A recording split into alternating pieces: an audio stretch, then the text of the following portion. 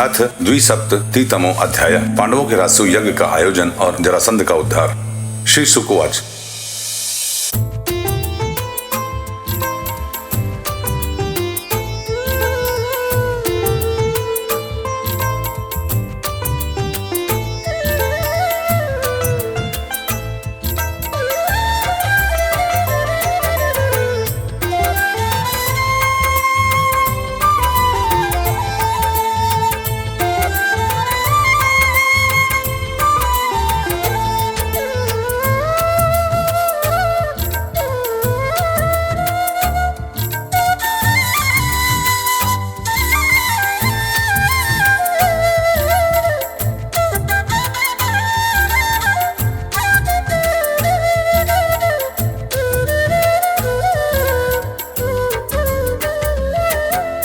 एकदा तु सभामध्ये आस्थितो मुनिभिर्वृतः ब्राह्मण क्षत्रिय वैश्य रात्रिभेष युधिष्ठिरः आचार्य कुलवेदैश्च ज्ञाति संबंधि बान्धवे शृण्वतामेव च तेषां भाष्येद उवाचः। श्री सुखदेव जी कहते हैं, परीक्षित, एक दिन महाराज युधिष्ठिर बहुत से मुनियों, ब्राह्मणों, क्षत्रियों, वैश्यों, भीमसेन आदि भाइयों, आचार्यों, कुल के बड़े बूढ़ों, जाति बंधुओं, संबंधियों एवं कुटुंबियों के साथ राजसभा में बैठे हुए थे। उन्होंने सबके सामने ही भगवान श्री कृष्ण को संबोधित करके यह बात कही। युधिष्ठिर उवाच। क्रतुराजेन गोविंद राजसूयेन पावनी यक्षिणी भूति भावति सत्संप्रदायेन प्रभो। धर्मराज युधिष्ठिर ने कहा, गोविंद, मैं सर्वश्रेष्ठ राजसूय यज्ञ के द्वारा आपका और आपके परम पावन विभूति स्वरूप देवताओं का यजन करना चाहता हूँ। प्रभु, आप कृपा करके मेरा यह संकल्प पूरा कीजिए। त्वत्पादुके अविरतं हरिये चरन्ति गायन्त्या भद्रनाशान् शोचयो गृह्णन्ति विन्दन्ति ते कमल नाभ भवपवर्ग मशासते यदि आशीष ईशनानि। कमलनाभ, आपके चरण कमलों की पादुकाएं समस्त अमंगलों को नष्ट करने वाली हैं। जो लोग निरंतर उनकी सेवा करते हैं, ध्यान और स्तुति करते हैं, वास्तव में वे ही पवित्र आत्मा हैं। वे जन्म मृत्यु के चक्कर से छुटकारा पा जाते हैं और यदि वे सांसारिक विषयों की अभिलाषा करें तो उन्हें उनकी भी प्राप्ति हो जाती है। परंतु जो आपके चरण कमलों की शरण ग्रहण नहीं करते, उन्हें मुक्ति तो मिलती ही नहीं, सांसारिक भोग भी नहीं मिलते। तदेव देव भव तच्चरणानि विन्दे शिवानुभावमेह पश्यति लोक एषः ते त्वां भजन्ति न भजन्त्युत वैषां निष्ठां प्रदर्शय विभो कुरु सृञ्जयानाम्।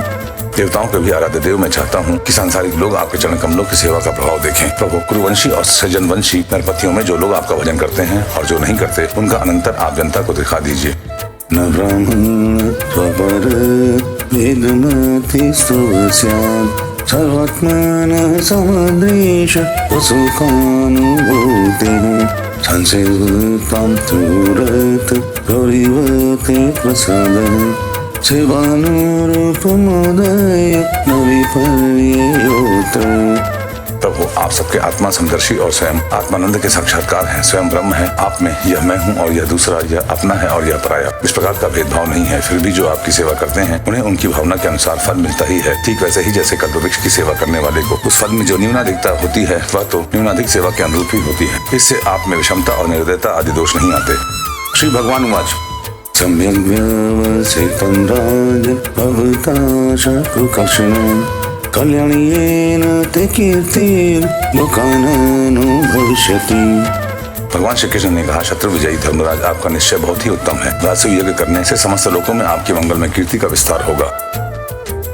ऋषीणां पितृदेवान् सुहृदामपि न प्रभु सर्वेषामपि भूतानां ईप्सितः राजन, आपका यह महायज्ञ ऋषियों, पितरों, देवताओं, सगे संबंधियों, हमें और कहाँ तक कहें, समस्त प्राणियों को अभीष्ट है।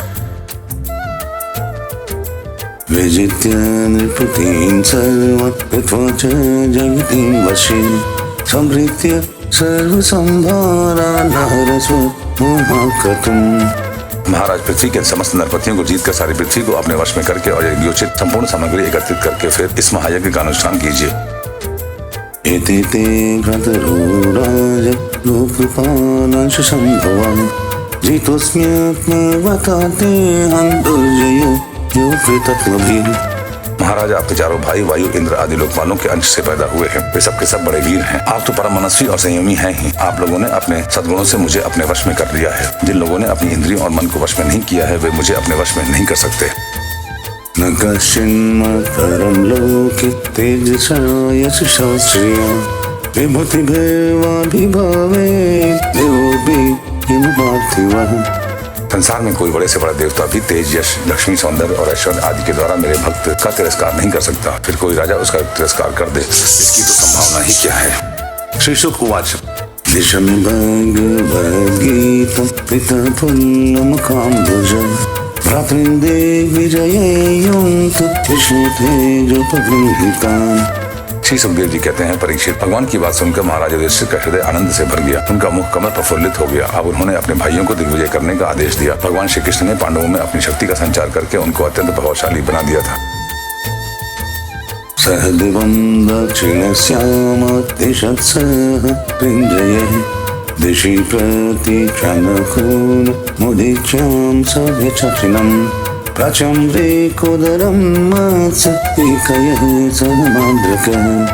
धर्मराज युधिष्ठिर ने सृजय वंशी वीरों के साथ सहदेव को दक्षिण दिशा में दिग्विजय करने के लिए भेजा। नकुल को मत्स्य देशी वीरों के साथ पश्चिम में, अर्जुन को कैके देशी वीरों के साथ उत्तर में और भीमसेन को मद्र देशी वीरों के साथ पूर्व दिशा में दिग्विजय करने का आदेश दिया। देवीजित नृपं वीरा अजहृदिव्योदिशाम् अजातशत्रुवे भूरि रवीरं नृपयक्षते। परीक्षित, उन भीमसेन आदि वीरों ने अपने बल पौरुष से सब ओर से नरपतियों को जीत लिया और यज्ञ करने के लिए उद्यत महाराज युधिष्ठिर को बहुत सा धन ला कर दिया। श्रुत्वा जितं जरासन्धं रिपुते ध्यायतो हरिः आहुपायन्तमेवाद्य उद्धवोऽयमुवाचः। जब महाराज युधिष्ठिर ने यह सुना कि अब तक जरासंध पर विजय नहीं प्राप्त की जा सकी, तब वे चिंता में पड़ गए। उस समय भगवान श्री कृष्ण ने उन्हें वही उपाय कह सुनाया जो उद्धव जी ने बतलाया था। भीमसेन अर्जुनः कृष्ण ब्रह्मलिङ्गधराश्रयः जग्मुर्गिरिव्रजं तात बृहदर्थं सुखयतः। परीक्षित, इसके बाद भीमसेन, अर्जुन और भगवान श्री कृष्ण ये तीनों ही ब्राह्मण का वेश धारण करके गिरिव्रज गए। वही जरासंध की राजधानी थी। ते गत्वा तीर्थविलाय महेषु गृहमेदिनं रमणीयं समयाचेरन् अजन्यं ब्रह्मलिङ्गिनः। राजा जरासंध ब्राह्मणों का भक्त और गृहस्थोचित धर्मों का पालन करने वाला था। उपर्युक्त तीनों क्षत्रिय ब्राह्मण का वेश धारण करके अतिथि अभ्यागतों के सत्कार के समय जरासंध के पास गए और उससे इस प्रकार याचना की। राजन्विद्यतीं प्राप्तार्नतीं पूर्वमागतां प्रयच्छ भद्रं ते जगोऽयं कामयामहे। राजन, आपका कल्याण हो। हम तीनों आपके अतिथि हैं और बहुत दूर से आ रहे हैं। अवश्य ही हम यहाँ किसी विशेष प्रयोजन से ही आए हैं, इसीलिए हम आपसे जो कुछ कहना चाहते हैं वह हमें अवश्य दीजिए। किं दुर्मर्षं तितिक्षो किं कार्यमसाधुभिः किं देयं वदान्यानां परसमदर्शिनाम्। तितिक्षु पुरुष क्या नहीं सह सकते, दुष्ट पुरुष बुरा से बुरा क्या नहीं कर सकते, उदार पुरुष क्या नहीं दे सकते, और समदर्शी के लिए पराया कौन है। यनित्येन शरीरेण सतं ज्ञेयं यशो ध्रुवं नाचिनोति स्वयं कल्प सवाच शुचि एव सः। जो पुरुष स्वयं समर्थ होकर भी इस नाशवान शरीर से ऐसे अविनाशी यश का संग्रह नहीं करता जिसका बड़े बड़े सत्पुरुष भी गान करें। सच पूछिए तो उसकी जितनी निंदा की जाए थोड़ी ही है। उसका जीवन शोक करने योग्य है। हर्षदुरन्ति देव अक्षुरेति शिवबलिः यदः कपोतो बहवो यद्रुवेण ध्रुवं गतः। राजन, आप तो जानते ही होंगे राजा हरिश्चंद्र रंती देव केवल अन्न के दाने बीन चुनकर निर्वाह करने वाले महात्मा मुद्गल, शिबी, बलि, व्याध और कपोत आदि बहुत से व्यक्ति अतिथि को अपना सर्वस्व देकर इस नाशवान शरीर के द्वारा अविनाशी पद को प्राप्त हो चुके हैं। इसीलिए आप भी हम लोगों को निराशा मत कीजिए। श्री शुक उवाच स्वरेराकृतिभिस्तांस्तु प्रकुशैर्जाहतरपि राजन्य बन्धुं विज्ञाय दृष्टपूर्वान् चिन्तयत्। श्री सुखदेव जी कहते हैं, परीक्षित, जरासंध ने उन लोगों की आवाज, सूरज शक्ल और कलाइयों पर पड़े हुए धनुष की प्रत्यंचा की रगड़ से चिन्हों को देखकर पहचान लिया कि ये तो ब्राह्मण नहीं क्षत्रिय हैं। अब वह सोचने लगा कि मैंने कहीं न कहीं इन्हें देखा भी अवश्य है। रजनिबन्धे भूयोते प्रमलिङ्गानि बिभ्रति ददामि भीक्षितं तेभ्य आत्मनमपि दोस्त्यजम्। फिर उसने मन ही यह विचार किया कि ये क्षत्रिय होने पर भी मेरे भय से ब्राह्मण का वेश बनाकर आए हैं। जब ये भिक्षा मांगने पर ही उतारू हो गए हैं, तब चाहे कुछ मांग ले, मैं इन्हें दूंगा। याचना करने पर अपना अत्यंत प्यारा और दुस्तज शरीर देने में मुझे हिचकिचाहट न होगी। वलन श्रूयते कीर्तिविदितादिषु कल्मषम् ऐश्वर्यात् रक्षितस्यापि विप्रव्याजेन विष्णुना। विष्णु भगवान ने ब्राह्मण का वेश धारण करके बलि का धन ऐश्वर्य सब कुछ छीन लिया। फिर भी बलि की पवित्र कीर्ति सब ओर फैली हुई है और आज भी लोग बड़े आदर से उसका गान करते हैं। श्रियं जीहि क्षितेन्द्रस्य विष्णवे द्विजरूपिणे जननपि महीं प्रादाप्यमाणोऽपि दैत्यराट्। इसमें संदेह नहीं कि विष्णु भगवान ने देवराज इंद्र की राजलक्ष्मी बलि से छीन कर उन्हें लौटाने के लिए ही ब्राह्मण रूप धारण किया था। दैत्यराज बलि को यह बात मालूम हो गई थी और शुक्राचार्य ने उन्हें रोका भी, परंतु उन्होंने पृथ्वी का दान कर ही दिया। जीविता ब्रह्मणार्थाय कोनोऽर्थ क्षत्रबन्धुना विहीनपतिमानेन निहता विपुलं यशः। मेरा तो यह पक्का निश्चय है कि यह शरीर नाशवान है। इस शरीर से जो विपुल यश नहीं कमाता और जो क्षत्रिय ब्राह्मण के लिए जीवन नहीं धारण करता, उसका जीवन व्यर्थ है। कृष्णार्जुन विकोदरान् हे विप्राव्रियतां कामो ददाम्यात्मशिरोऽपिवः। परीक्षित सचमुच जरासंध की बुद्धि बड़ी उदार थी। उपर्युक्त विचार करके उसने ब्राह्मण वेशधारी श्री कृष्ण, अर्जुन और भीमसेन से कहा, ब्राह्मणों, आप लोग मनचाही वस्तु मांग ले। आप चाहें तो मैं आप लोगों को अपना सिर भी दे सकता हूँ। श्री भगवान वाच युद्धं नो राजेन्द्र त्वद्वशो यदि मन्यसे युद्धार्थीनो वयं प्राप्ता राजन्यनान्यकाङ्क्षिणः। भगवान श्री कृष्ण ने कहा, राजेंद्र, हम लोग अन्य के इच्छुक ब्राह्मण नहीं हैं, क्षत्रिय हैं। हम आपके पास युद्ध के लिए आए हैं। यदि आपकी इच्छा हो तो हमें द्वंद्व युद्ध की भिक्षा दीजिए। असुविकोदपार्थ तस्य भ्रातार्जुनोऽप्ययम् अनर्यमातुलेयम् कृष्णं जानीहि रिपुम्। देखो, ये पांडुपुत्र भीमसेन है और इनका भाई अर्जुन है, और मैं इन दोनों का, मैं मेरा भाई और आपका पुराना शत्रु कृष्ण हूँ। एवमावेदितो राजा जहासोच्चैः स्म मगधः आजमर्षितो मन्द युद्धं तर्हि ददामि वः। जब भगवान श्री कृष्ण ने इस प्रकार अपना परिचय दिया, तब जरासंध ठहराकर हंसने लगा। आश्चर्य कर बोला, अरे मूर्खों, यदि तुम्हें युद्ध की ही इच्छा है तो लो, मैं तुम्हारी प्रार्थना स्वीकार करता हूँ। न त्वयाभिरुणां योत्स्य युधि विक्लवचेतसा मथुरां स्वपुरीं त्यक्त्वा समुद्रं शरणं गतः। परंतु कृष्ण, तुम तो बड़े डरपोक हो। युद्ध में तुम घबरा जाते हो, यहाँ तक कि मेरे डर से तुमने अपनी नगरी मथुरा भी छोड़ दी और समुद्र की शरण ली है। इसीलिए मैं तुम्हारे साथ नहीं लड़ूंगा। अयं तु वयसा तुल्यो नाति सत्त्वेन मे समः अर्जुनो न भवेत् योद्धा भीमस्तुल्यबलो मम।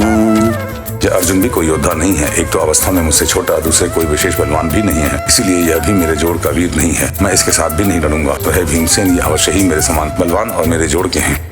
इत्युक्त्वा भीमसेनाय प्रदाय महतीं गदां द्वितीयां स्वयमादाय निर्जगाम पुरात् बहिः। जरासंध ने यह कहकर भीमसेन को एक बहुत बड़ी गदा दे दी और स्वयं दूसरी गदा लेकर नगर से बाहर निकल आया। ततः समुखले वीरो संयुक्तावितरे तलों जग्नतुर्वज्रकल्पाभ्यां पदाभ्यां रणदुर्मदम्। अब दोनों रणोन्मत्त वीर अखाड़े में आकर एक दूसरे से भिड़ गए और अपनी ब्रज के समान कठोर गदाओं से एक दूसरे पर चोट करने लगे। मण्डलानि विचित्राणि सव्यं दक्षिणमेव च चरतो शुशुभे योद्धं नटयोरिव रङ्गिणोः। ये दाएं बाएं तरह तरह के पैतरे बदलते हुए ऐसे शोभायमान हो रहे थे मानो दो श्रेष्ठ नट रंगमंच पर युद्ध का अभिनय कर रहे हों। ततश्चट छटा शब्द वज्रनिष्पेष सन्निधौ हृदयोः क्षेत्रयो राजन् दन्तयोरिव दन्तिनोः। परीक्षित, जब एक की गदा दूसरे की गदा से टकराती तब ऐसा मालूम होता कि मानो युद्ध करने वाले दो हाथियों के दांत आपस में भिड़कर चटचटा रहे हों या बड़े जोर से बिजली तड़क रही हो। देवैगदे भोजज विनिपात्यमाने अन्योन्या तुमच्यासाठी पाद करोरुजतून चुली बाहू वतुरू प्रत्येताक शाखे संयुध्य तो द्विरद योरिवदित मनव्यहु।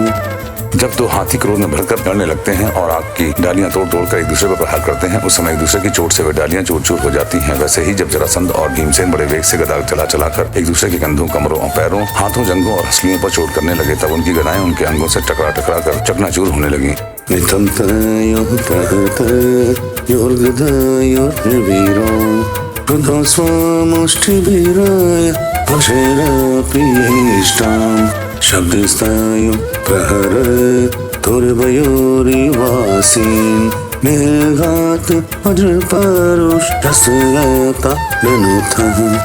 इस प्रकार जब गदाएं चूर चूर हो गईं, तब दोनों वीर क्रोध में भरकर अपने घूंसों से एक दूसरे को कुचल डालने की चेष्टा करने लगे। उनके घूंसे ऐसी चोट करते मानो लोहे का घन गिर रहा हो। एक दूसरे पर खुलकर चोट करते हुए दो हाथियों की तरह उनके थप्पड़ों और घूंसों का कठोर शब्द बिजली की कड़कड़ाहट के समान जान पड़ता था। तयोरेवं प्रहृत समशिक्षामलौजसो निर्विशेषमबोध्योद्य मोक्षजवयोर्विपम्। परीक्षित, जरासंध और भीमसेन दोनों की गदा युद्ध में कुशलता, बल और उत्साह समान थे। दोनों की शक्ति तनिक भी क्षीण नहीं हो रही थी। इस प्रकार लगातार प्रहार करते रहने पर भी दोनों में किसी की जीत या हार न हुई। एवं तयोर्महाराज युद्धेतो सप्तविंशतिः दिनानि निर्गंस्तत्र सुहृद्वन्निशितिष्ठतुः। दोनों वीर रात के समय मित्र के समान रहते और दिन में छूटकर एक दूसरे का प्रहार करते और लड़ते। महाराज, इस प्रकार उनके लड़ते लड़ते 27 दिन बीत गए। एकदा मतुलेयं राजनृकोदरं न शक्तोऽहं जरासन्धं विजेतुं यदि माधवम्।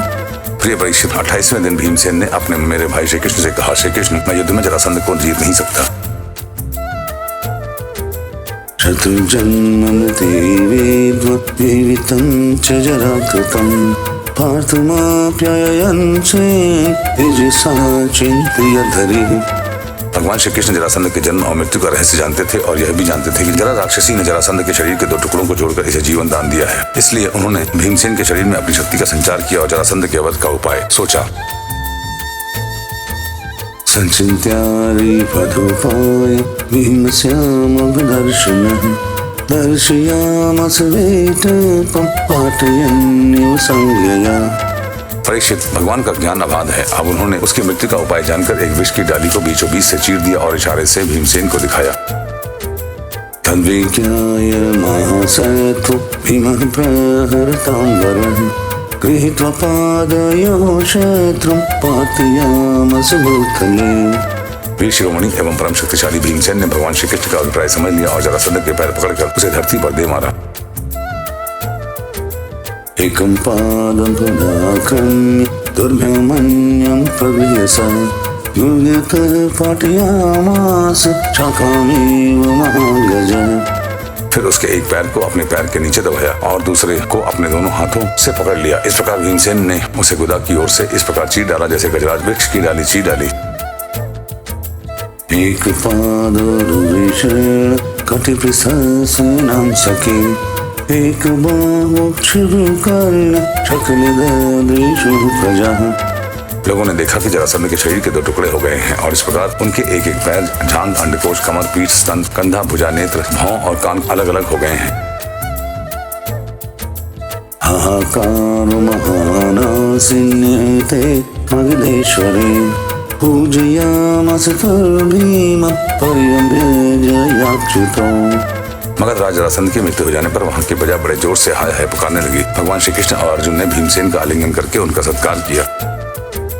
सहदेवं तत्तेन भगवान् भूतभावनः अभ्यषिञ्च दिव्यात्मा मग्धनं पतिं प्रभुः मोचयामास राजन्यं संयुधात् मगधेन ये।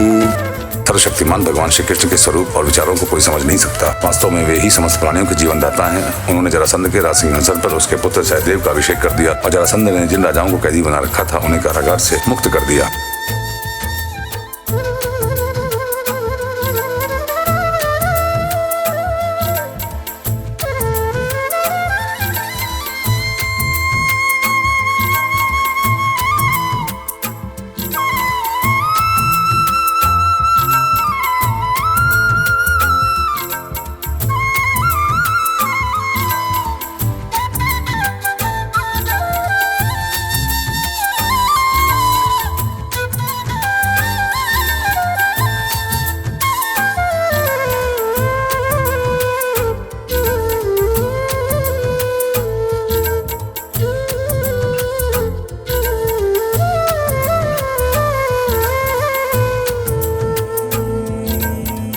श्रीमद्भागवते महापुराणे पारमहंस्यां संहितायां दशम स्कंधे उत्तरार्धे जरासंध वधो नाम द्विसप्ततितमो अध्याय।